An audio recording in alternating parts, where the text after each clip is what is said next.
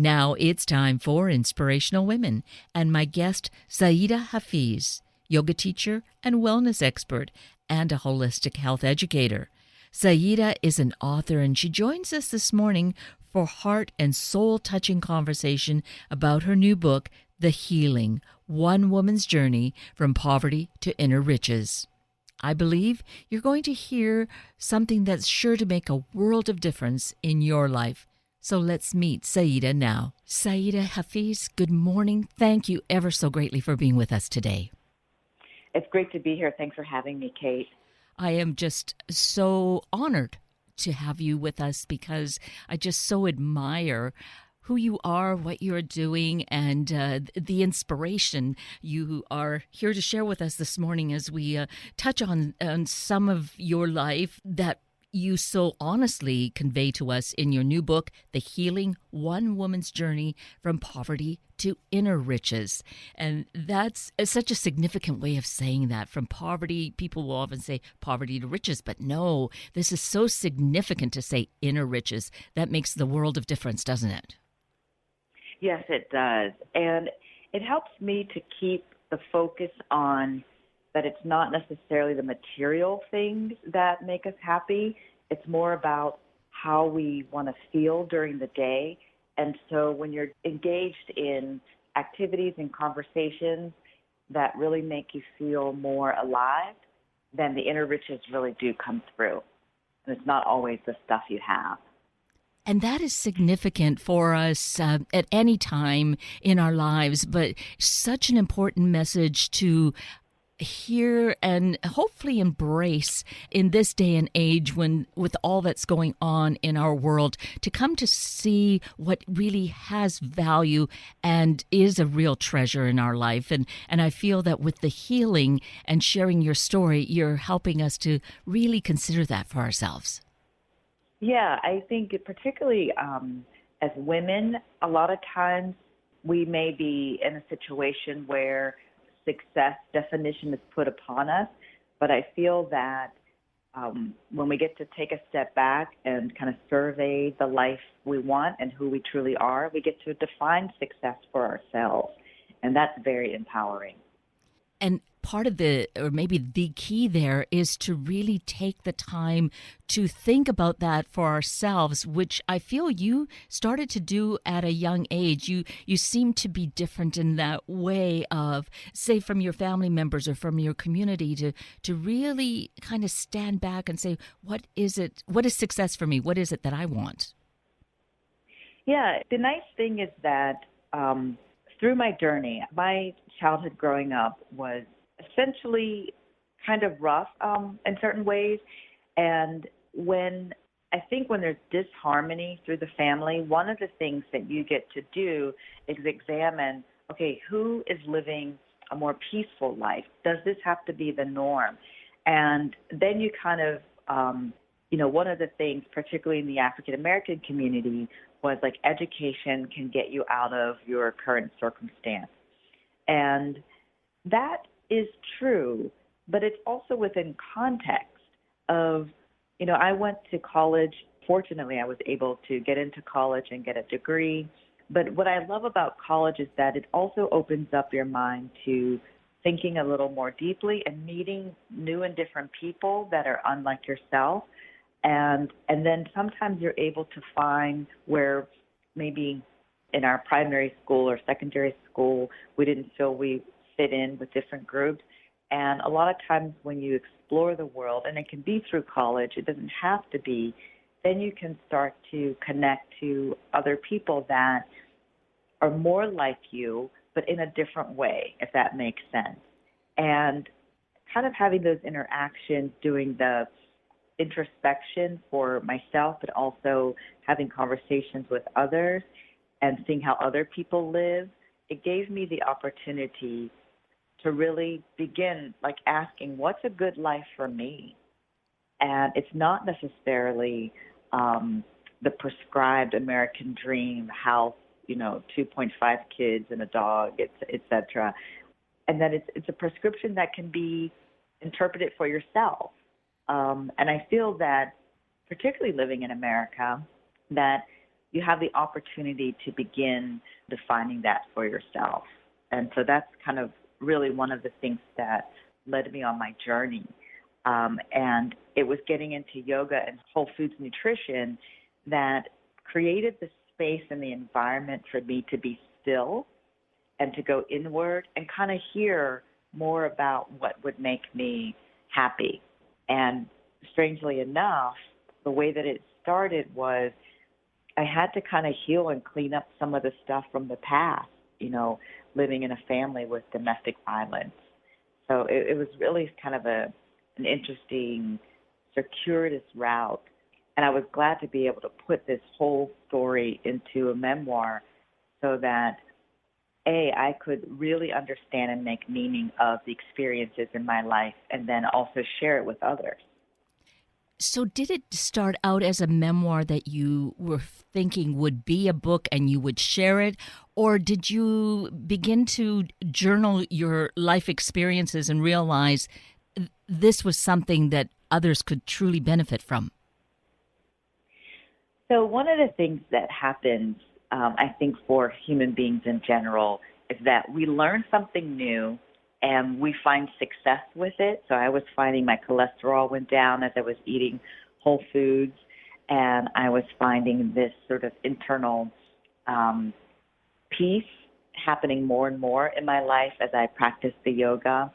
And one of the things that I think we as human beings want to do is just tell everybody, if you do this yoga pose and eat this recipe, your life's going to change. And so I started this whole journey, this book journey, actually as a how-to calendar of just saying, do this, do that, and your life's going to be better. But what I found out was people were interested in that idea, but more and more people wanted to know the journey and the story behind how and why I was choosing these activities in my life. And that was really powerful. And so I found myself telling sort of the same stories over and over at cocktail parties or meeting new people and making new friendships, more intimate details about my life. And when I kind of surveyed to put out there to get this calendar published, they came back and said, we really would like this in book form. And that took me on a journey to I have to really include more of myself in this story, because people really gravitate toward your experience and having success with your full experience as opposed to the how-to when they're talking about wanting to adopt things for themselves. Now, I know that we're in a culture sometimes where we would say, just give me the pill and I want it to all be better. But our struggles go deeper and they need more daily self-care.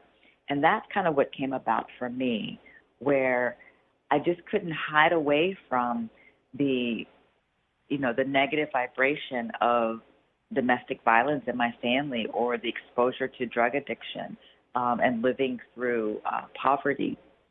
And I realized that there's shame that comes with that, and that I had to really open myself up to making these lifelong habits help to heal the wounds of my past. And that is such an important element here, is to realize that there is a process, a journey. There isn't that pill someone might want to have that you get really digging deeply, and there can be pain. You can feel so raw, as you so eloquently share with us in the healing, but it's necessary to do. And then as you go through it, it had its rewards, didn't it? Yes, and I have to say, it's the subtitle, One Woman's Journey from Poverty to Inner Riches. The inner riches and the rewards sometimes can be very subtle, but you have to be paying attention to the fact that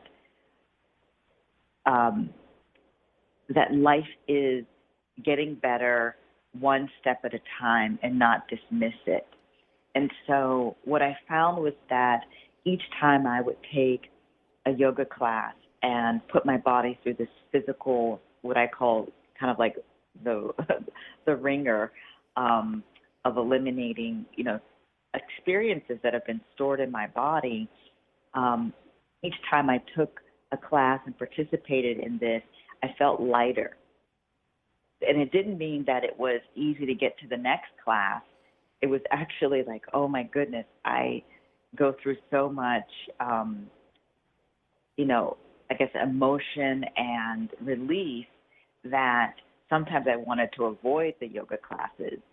But each time I would participate, I could see that, okay, this is becoming lighter and lighter. And the way I describe it in the book is, say you have a garment that's stained, and each time you send it through the washer dryer cycle with the right detergent, which I consider whole foods eating and the yoga, the right sort of eco-friendly detergent to kind of lift out this stain that's there. And each time I did that, this stain was being lifted from this garment, and more I felt more presentable to be in the world, where before it just seemed really battered. But as I continued that process, the garment was becoming much clear and usable in the world. And I felt that way for myself, that each time I participated and connected to these sort of good daily habits, I was getting closer and closer to be able to contribute to the world in really the best way that I can. And so while there were these challenges, like with the yoga, there was still that inner reward, that inner richness that came along that really was impetus to keep moving forward, wasn't it? Yeah, it's like that sense of once you really feel and understand what peace feels like in your mind and your body, you want that again. And it's different from my siblings who have had drug problems, who were escaping the pain that they were feeling. The peace that I was able to create allowed me to integrate the past experience, not run away from it. And that's pretty powerful when you can actually integrate something that's happened that is pretty horrible into the fabric of who you are, and still can be the best person you can be without running away or escaping from your problems. That's an amazing thing. Yes. That's beyond having $1 million or being super wealthy. When you really can find that sense of balance and peace and know that you have some agency in creating it, it makes all the world in the difference. I mean, it makes all the difference in the world. I can't say enough good things about that. There's just such an empowerment that no one can give you, that it is that process. And I think that's so important for all of us to hear, that that is an ideal path. We may find it in different ways, but to really consider how invaluable that is for our life. Yes, and I want to kind of, I don't know, to reiterate or introduce this journey and how I've been processing my experiences. I get a deep sense of knowing that I'm enough. And when you're operating from that sense of being whole and enough, then it's almost like you have not anything can just get into your life, or you're not always seeking the next biggest and brightest thing. When you feel that you're enough, you can work towards any goal, but you know that doesn't have to define you. It just means that you decide to participate in that activity to acquire more. But you know the difference, or the subtle difference, that because you have a bigger, house or car or bank account, that doesn't define your humanity. And so once you realize you're enough at any income level, you have the best inner riches, and you have the best connection to self and others. I find it just really inspiring um, to be in that light. It is truly inspiring and something that is then really available to each and every one of us, where some things we may feel, well, that's beyond because there's this dollar amount on it. This is something that we really, as individually, have control over if we open ourselves up to taking those steps and taking the journey. Yes. Right? And I will say, I'll say this, where I come to a point in the book where I realize, that quote, of all men are created equal. And I'll say for most people, because I don't know a lot around mental illness to say this is true for folks who have a true chemical imbalance. But for most of us, we are all equal because we all have the opportunity to decide how we want to respond to a situation. And like you said, we're all equal because we have an opportunity to have this agency in our life, even though we all may start from a different point of whether it's, finances or a zip code where we live or our family structure. We all have that ability to kind of step back, take a pause, and say, how do I want to respond to this situation, as opposed to what I call learned knee-jerk reactions. Society says, oh, I'm supposed to be happy here, or I'm supposed to cry here. And when I continued to do more introspection and self-evaluation, I realized, I thought, I can actually understand this a little deeper. Maybe I'm not actually happy or sad here. Like, for instance, when it's raining, the knee-jerk reaction that we're taught is, what a miserable day. And I had the experience to learn that it's not miserable, it's just wet. Then I can decide whether or not I want to be sad or happy around a wet day as opposed to a day that's sunny. So it's that sort of example that I'm talking about, where you can decide to respond to the elements around you. And you don't always have to go into, when it's raining, oh, it's too much.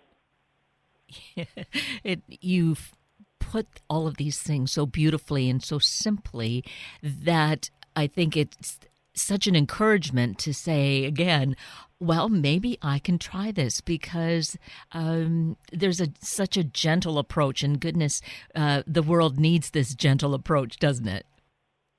I think so. We definitely need other options.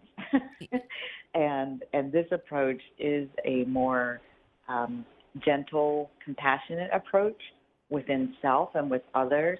And it's something, that's the other thing, the healing. The title means that it's ongoing for me. It's not, oh, it's done and, I've dealt with it, I moved on. I allow myself to be present in the moment and to see what else needs to be supported or comforted. And so there's things, like I said, I've integrated, and I've been able to experience more joy. Like, I wake up smiling most days for no reason. And it's just really nice. But it also means I live in the world, and there are going to be some other challenges coming up or things from the past that I still have to integrate. And I feel honored that I get this lifetime to do this. And there's another one of those observations, is how to react to this, not to feel like, oh, what a bad dealing of cards that was, but rather that having this opportunity to take this journey and to grow as a human being and becoming. Yeah. When I realized, the way I could react to my parents as, some folks will be like, oh, my goodness, your dad's the villain and he's on page one. But there's also a way of, okay, how can I maneuver this situation? And what lessons can I learn from it without making anybody wrong or right? And understanding the background that he came from and that my mom came from, and realize that they're also suffering. Mm-hmm. And that I can have the wherewithal and the emotional intellect to say, okay, I want to shift this course here and not repeat this cycle. And that's one of the things I liked about how the book is laid out, where one of the taglines is breaking the cycle of poverty and violence through radical self-care. Yes. So if we're able to do this self-care, and I didn't know it was radical self-care at the time. I just was thinking, okay, I'm not going to eat any processed foods or sugar. I'm going to make things from scratch. And it turned out by the third day, I have this sort of experience. And I'll leave it at that so that perhaps the readers would go and investigate how this experience has come about. Indeed. But even describing that, no sugar for 3 days, when I was talking with the publisher, they're like, that's radical self-care. I'm like, really? and that's how far removed we are with kind of our processed foods and the amount of sugar that's in everything, that it's radical to kind of say, okay, I'm going to do whole foods instead, and see what comes about.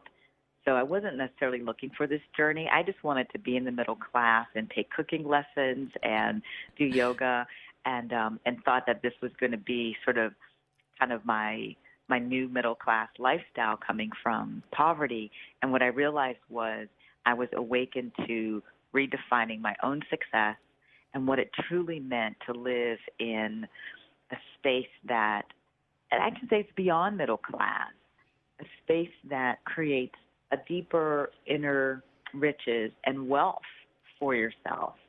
I don't know if a lot of people are focusing on that as their measure. We do say we want to be happy, but often we bring in happiness as someone else's definition.